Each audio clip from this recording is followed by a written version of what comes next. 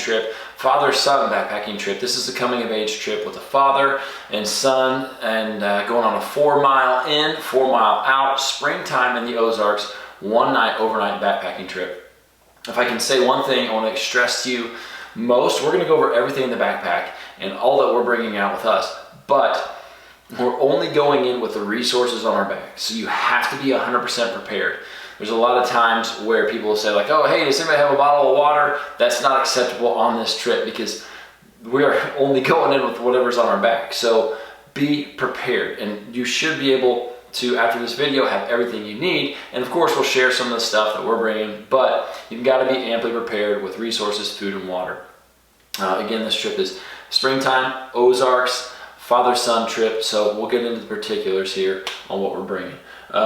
First and foremost, what am I going to wear? I'm going to wear a hiking pants, something that is designed to be out in the weather for a long period of time. If you wear jeans, you're going to be miserable. They get wet, they chafe, they get heavy, you're not going to enjoy the trip. So whether it's hiking shorts, hiking pants, the pants that zip, the shorts that come off, those are great, but wear something specific to hiking.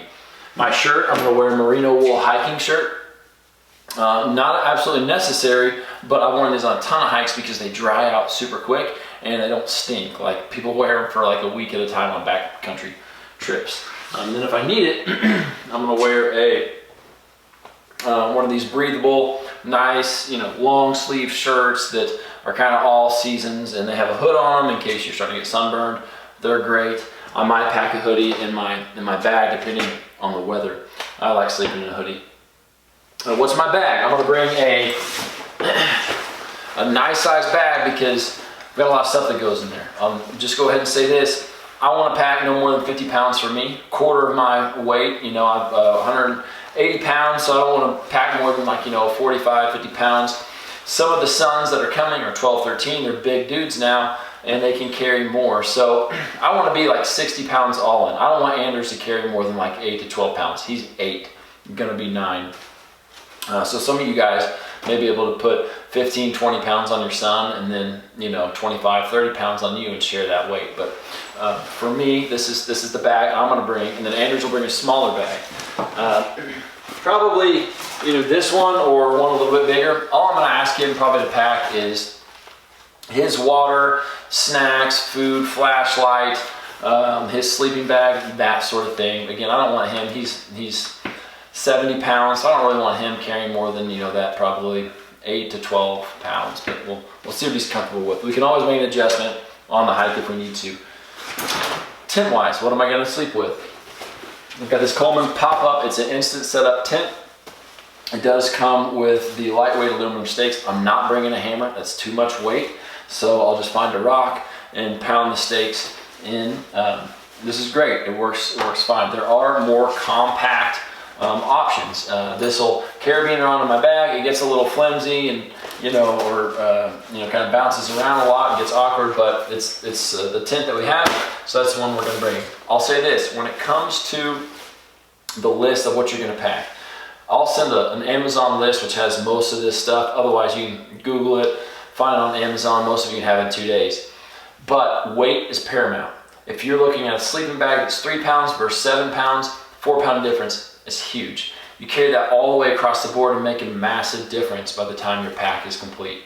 So always be looking at quality, of course, but weight is paramount. Sleeping bag. Anders will have a sleeping bag. I'll have a sleeping bag. This one's 4.7 pounds.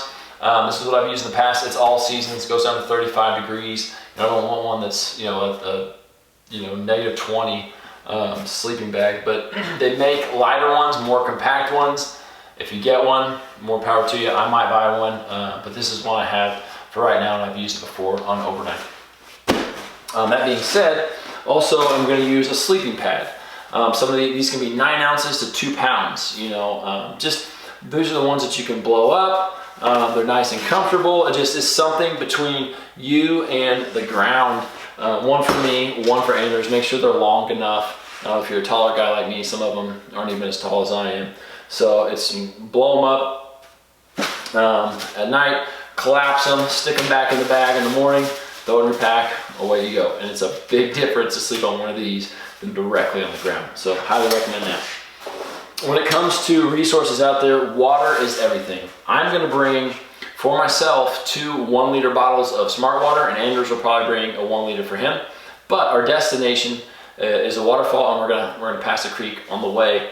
I have this is the Ketadin Hydro Pro water filtration system. You stick one in the creek and you start pumping, and it'll filter thousands of gallons and get rid of like 99% of E. coli and other viruses and bacteria and that sort of thing. But I would recommend, here it is right here.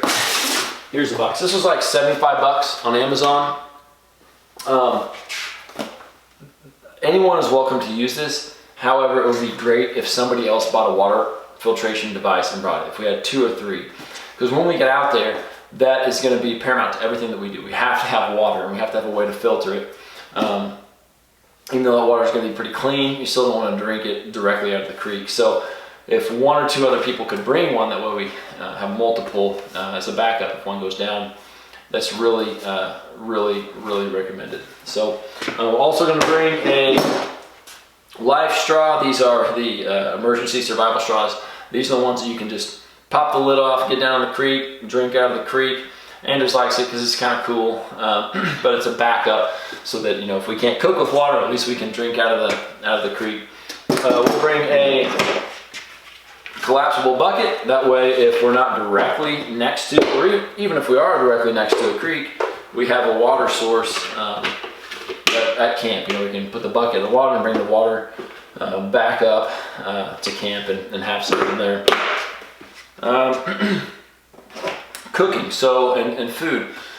Chips are a great option for like snacks. Obviously, we're gonna bring some snacks, whatever, you know, we decide, you know, maybe some chips or jerky or whatnot. For lunch that day, we're gonna pack sandwiches, Subway sandwiches, or, you know, peanut butter and jelly, whatever. You want a high calorie intake, because the calories you bring in is all that you get to ingest. But that night and that morning, we're gonna do Mountain House meals, which is, you know, pour boiling water in here, and then you get chili mac, chicken and dumplings, lasagna, whatever that is.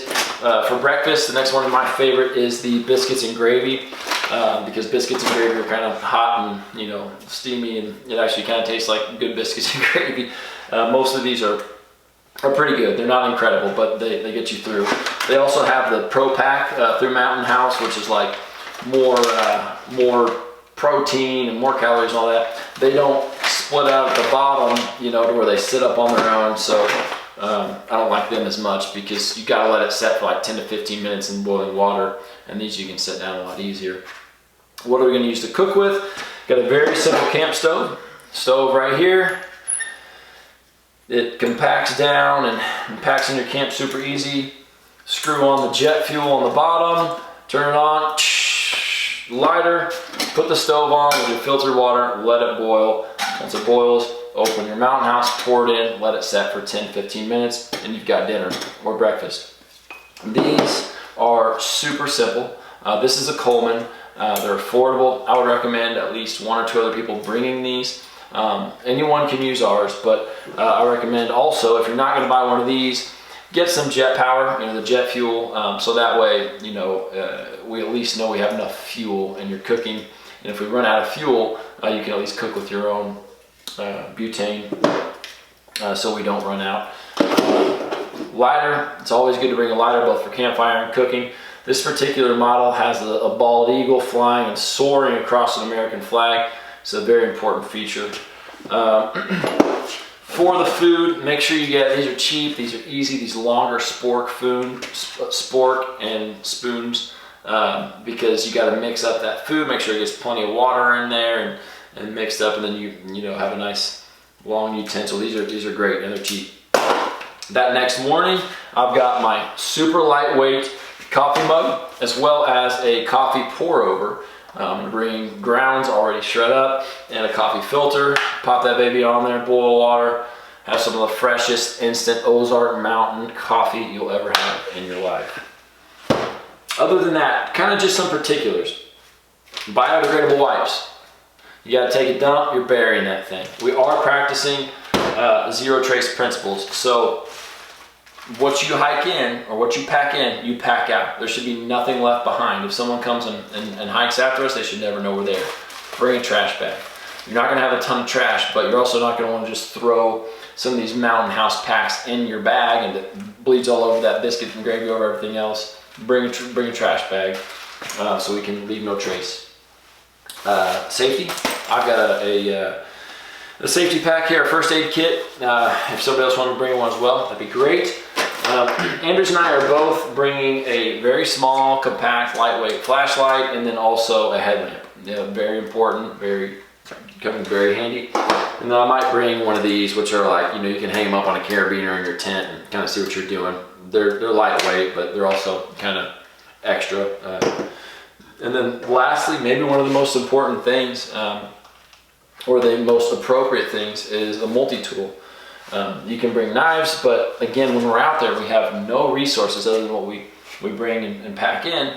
If your tent zipper messes up, or something messes with a cooker or anything, these things have pliers, can openers, screwdrivers, files, knives, pretty much everything, little mini saw you would need for out there. They're highly, highly useful, and so I would recommend bringing at least one multi-tool. There's no more appropriate situation than I can think of for something like this. Now they are heavy, so you might want to think about how much, just bringing one and then bringing a knife or something, but they're useful and they're important. Other than that, just think about you and your son, what you will need. Try to be prepared, put thought into it, because again, we're going out there with only the tools on our back, the tools and resources. So you got to be ready. And if somebody goes out there and sprains an ankle, breaks a leg, needs stitches, poison ivy, gets cut or bit by a copperhead, all those things are going to ruin the trip, most likely for the majority of the people there. And hiking back 4 miles, there's no easy way to get back. There's no car ride back. There's no telephone, hey, come get me. We're out there. So put thought into it and make sure you guys are ready. I'm pumped for this. I'm excited. It's going to be great. Can't wait for it.